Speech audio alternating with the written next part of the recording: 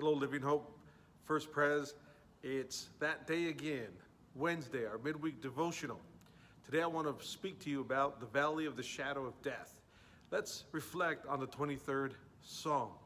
The Lord is my shepherd, I shall not want. He maketh me to lie down in green pastures, beside the still waters. He restores my soul. He leads me in the paths of righteousness for his name's sake. Though I walk through the valley of the shadow of death, I will fear no evil, for you are with me. Your rod and your staff, they comfort me. You prepare a table before me in the presence of my enemies. You anoint my head with oil, my cup runs over. Surely goodness and mercy will follow me all the days of my life, and I will dwell in the house of the Lord forever. Verse 4, though I walk through the valley of the shadow of death, I will fear no evil, for you are with me. Your rod and your staff, they comfort me. That particular verse heals and ministers to so many people during a funeral. And I believe that's good. That's a blessing. However, that verse is not for people who've just died or lost someone. I mean, sure it is, but that's really what it's not about. It's a psalm of life. You have a living shepherd. You have living sheep who go through real valleys that are dark. A better translation of the Hebrew would be, though I go through the darkest of valleys. And it's a psalm designed for people like you and I, all through the centuries, and in the future if our Lord should delay his return. Real sheep following the Good Shepherd. We go through dark valleys. Real Christians go through dark, scary times. This COVID-19 is a valley.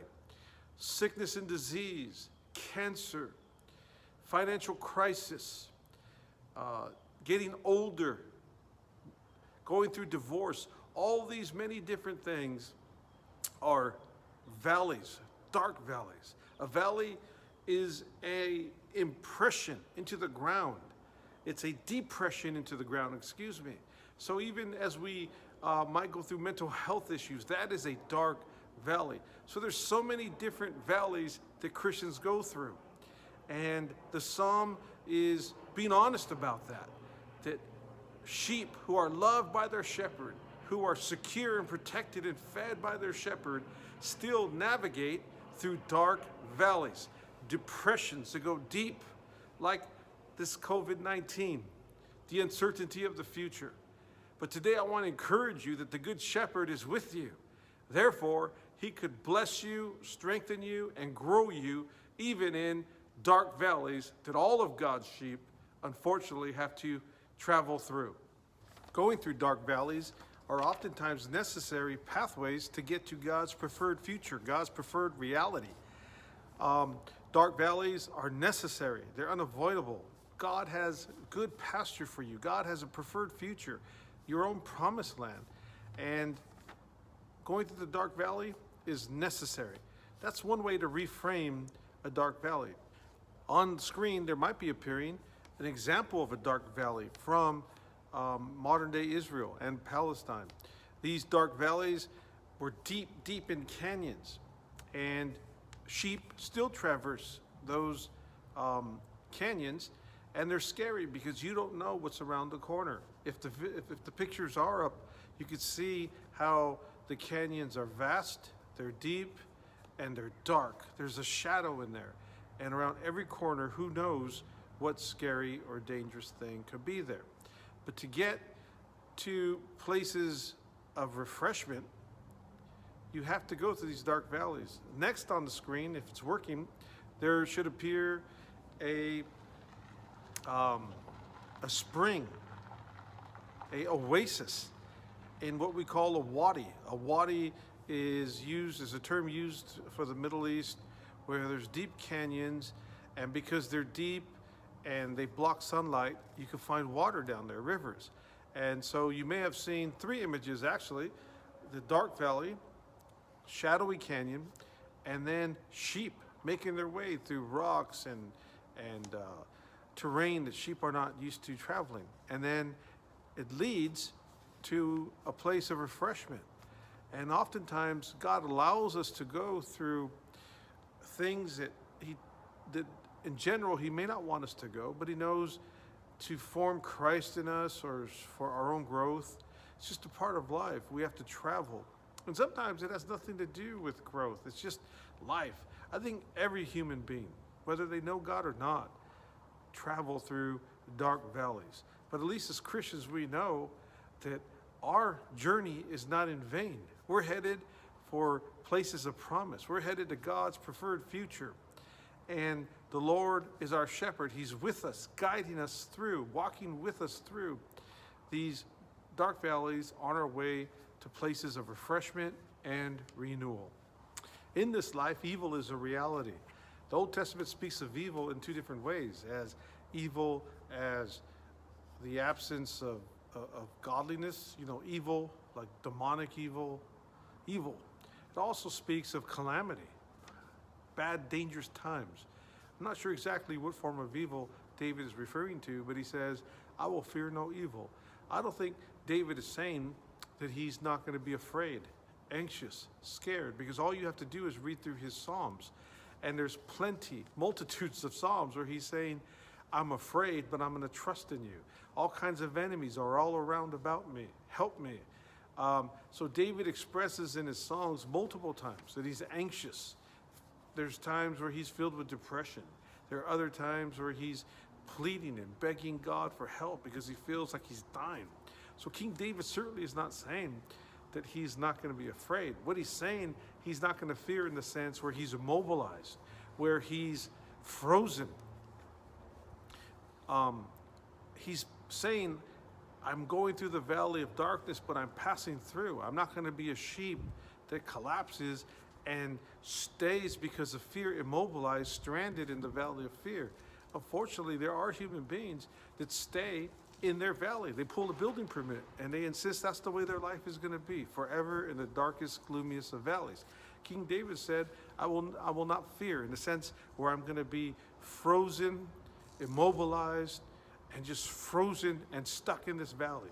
He said, I'm passing through. My shepherd will not allow anything in this life to destroy me permanently. Sure, we could get hurt, we get sick, we come near to death, and eventually we're going to go home to be with Jesus forever. That's the last verse. We will dwell in the house of God forever. But King David says, I will not be immobilized. I'm going to live life. I'm going to pursue and head for the destinies. My good shepherd is leading me down a pathway. He's leading me into pathways of righteousness. He's leading me to a table prepared for me in the presence of my enemies. He's leading me eventually to have my head anointed with oil. He says, so I'm not going to be so fearful where I don't do life, where I'm just stuck, no action, no following the good shepherd, the master. He says, that's not going to happen. I'm not going to fear to that degree where I'm immobilized and not even living life. God's rod also lets us know that we are individually known and cared for. Shepherds not only protected with that rod, they counted sheep with the rod. Let me read you two scriptures where the shepherds knew their sheep individually and accounted for them and counted them. Leviticus 27, verse 32.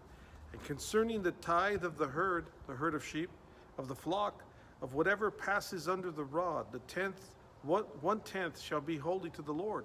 What shepherds would do is they would go into like a cave, which was like their sheepfold, usually built out of rocks, into these dangerous places, and they would have the sheep go under the rod. And what that meant is that they would count them. They knew all their shepherds all their sheep individually. That's why Jesus uses the analogy: what shepherd, if he loses one sheep, won't leave the 99 in the fold and go look? Shepherds knew every sheep, and they counted them to make sure that a wolf or something had not robbed their sheep, that someone didn't rob the sheep. So they would count them every day as they passed under the rod. They'd also count them to leave 10% to God. Ezekiel 20, verse 37. I will take note of you as you pass under my rod. Now this is Jehovah God speaking. He's a shepherd. I will take note of you as you pass under my rod, and I will bring you into the bond of the covenant. That is so powerful. Jehovah saying, I'm your shepherd, and I'm counting you. I'm taking inventory. I know where you are, individual sheep, and I'm going to bring you into the covenant, the bond of covenant. A natural shepherd would make sure the sheep made it into the sheep pen, into the sheepfold, and God's saying, you are going into my covenant. You're going to bond in my covenant. I have an everlasting covenant with you. I know you, where you lie down. I know where you travel. I'm protecting you. And my rod not only protects you, it assures you that I count you. I'm aware of you. I'm keeping watch over you. You are mine in the bond of covenant, and you can never be separated from my hesed, unfailing covenant love. Living Hope, First Pres, I hope you have a good week. Jehovah God is your shepherd. Deep valleys scare us. They might even cause us anxiety, depression.